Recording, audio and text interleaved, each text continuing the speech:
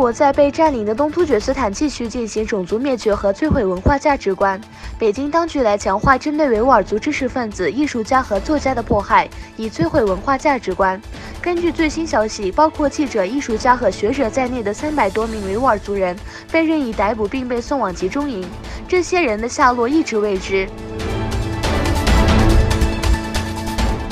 土耳其幸福党代表团访问了东突厥斯坦新闻中心，幸福党曼海木区代表团访问了位于设伊斯堡的东突厥斯坦文化协会。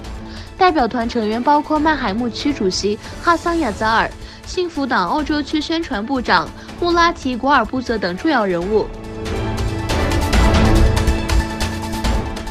中国拘捕的2名加拿大人周一传出新进展，当局指控加拿大公民康明凯窃取国家机密，同时指另一名被拘留的加拿大商人迈克尔斯帕沃尔是康明凯的线人，传情报给康明凯。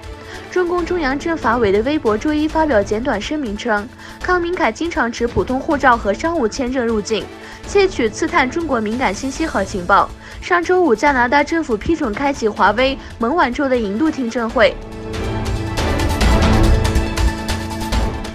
沙特阿拉伯已进入响应伊朗核计划的竞赛，据称正在寻求替代美国在该领域进行技术转让。在最近一段时期，与巴基斯坦、中国和韩国进行核合作的里雅得政府表示，他不想将核电用于军事目的。美国担心沙特阿拉伯将把核技术用于非民用目的。